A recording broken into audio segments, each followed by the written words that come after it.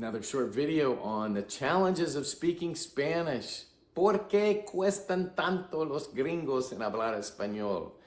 I'm one of those gringos. It's a difficult thing learning to speak Spanish. I think we all know that. Hopefully that's why you're here. We're going to dig into something a little different today, which is perfectionism and why being wrong might actually be the right approach to gaining fluency. My name is Scott Bryant. Soy el fundador, el creador del método Calistan, a little methodology about speaking Spanish, and I like to share my learnings, what I gained after spending the time to gain fluency. And one of the things that strikes me is very common is if you're ambitious enough to take on this challenge of learning a language, you're probably somebody that's used to doing things well, that probably performed quite well in school, and quite frankly likes to get things right. And that's a wonderful quality to have. A students. Yet, the process of Spanish requires mistakes, repeated mistakes, and getting a comfort level in doing that. And so that is the topic of our discussion today, is understanding a little more of what that means and how it applies to the process of learning Spanish. So let's dive into that ahora mismo. All right, so if we're going to talk about the importance of making mistakes, I'm a perfect example of making mistakes, done it a million times. I'm sure you all have. It's part of life. We know that.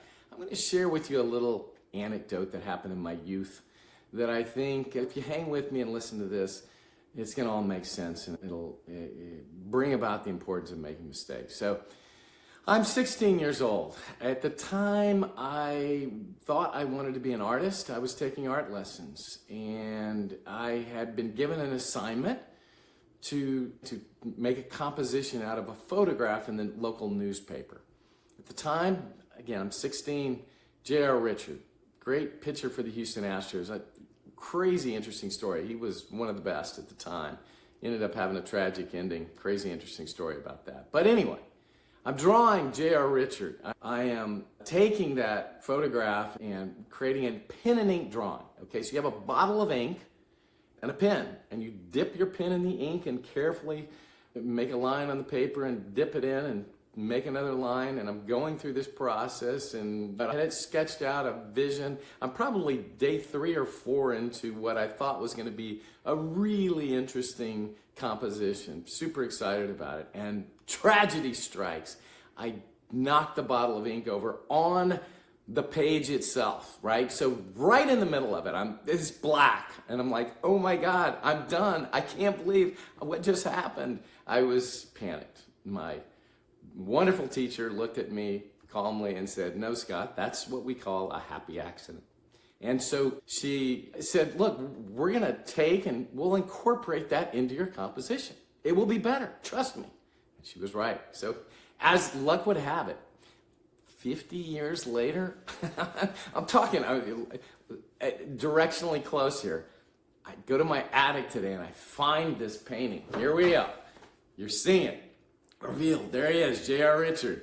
And notice the black was the ink that was spilled all over this page. That was a mistake, a big, fat, ugly mistake that should have never happened. As it turned out, she was able to look at it and help me to see that could be part of the stadium, the background, and it could bring forth the portrait of J.R. Richard pitching and all that kind of stuff. So there you go. I just wanted to share that with you. I'll get into why that matters in just a second. But mistakes happen and you deal with them, and they can be oftentimes quite good. So little stories like that, just for me, drive home the importance and the difference really between let's call it the scholar versus the artist. The scholar, and look, I think I fall in more in this category. So this is why these little reminders help me, and maybe I hope this will help you.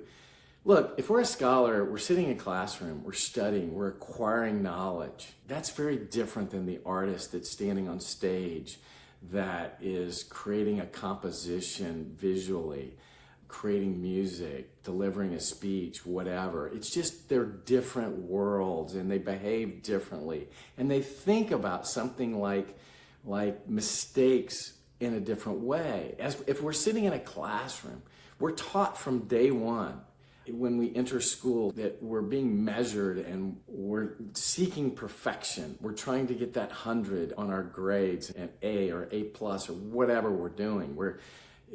Mistakes are bad and they're to be avoided at all costs. Artists think differently. They embrace mistakes. Mistakes are a reality. Mistakes are what happens. You adjust, you adapt. If you're on stage, maybe you're a comedian. You're reading the audience, you're hearing what works and what didn't work, and you're adjusting and you're adapting to that world.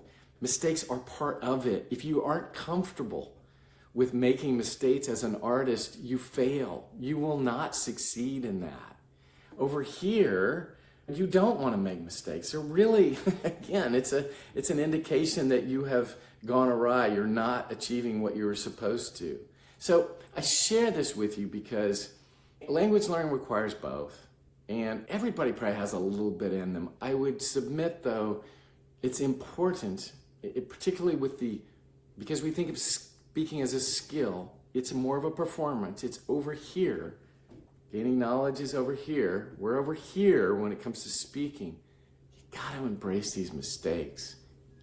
You got to figure out how to deal with them and incorporate them into your daily practice. Super important. Everyone starts off wrong. In anything that we tackle, a challenge that we embrace and we want to go conquer, we start off bad. It's just the way of the world. Think about it as a child, acquiring our own native language. How do we learn to communicate? We heard a word and we had our first words, right? It was something that was important to us. We threw it out. And we listened, and we got feedback, and we threw another word out, and we tried. And then slowly you start adding and creating your own form of grammar to communicate your needs. And it's through a trial and error that you learn to communicate. It's what we do. That's how we start. So you don't study, and then figure out how to speak. You just make a lot of mistakes over and over. And I'll go back to this musical instrument, this picking up the guitar. When I started doing that, I had colleagues and friends. I said, man, you should learn how to play the guitar. This would be super fun. We can do it together, whatever. And then you get the common reaction that says, I suck. I tried it. I can't play the guitar. Well, guess what? Everybody sucks when you start. That's what it is. Anybody, you pick up that instrument for a couple of weeks, you sound absolutely horrible. Who succeeds? Who succeeds? It's the person that is comfortable making a mistake, that is okay hearing themselves be really, really bad. And maybe in that person's head, they're thinking of that as a challenge, that, hey, I'm better, I know I can do this, and I persevere and you get better, right? When you put it in the context of the scholar and the artist, it's that artist understands the importance, I think, naturally of making mistakes, of being really bad, and knowing that persistence wins. If you keep working and you drive and you tweak and you get feedback, you will achieve success. Every single person that achieves success, playing the guitar, speaking Spanish, learning our own native language. So by the way, that's everyone on the planet. We all have done this. That's my thinking here. It's just you got to remove this thing we've been beaten down in the world to say, get it right, don't make mistakes. No, lots and lots of mistakes. Super importante. So in conclusion, I would ask that you really think of it as a mental challenge, this comfort level of making mistakes. And I get into a lot of details when I talk about my own approach or methodology for learning Spanish, but I'm translating sentences every day. And every day that I do that, I get them wrong. Every single day. Every single sentence. Rarely do I get something completely right. I get it wrong, but I learn from it and I tweak and I do it and then I do that one again later, blah, blah, blah. That is the power of what I developed and the way I achieved fluency, was really training myself to get comfortable making mistakes every single day. And if you can figure that out and incorporate it, I think it's a mental challenge. If you can do that, you'll be on the path to success. Thanks for your time.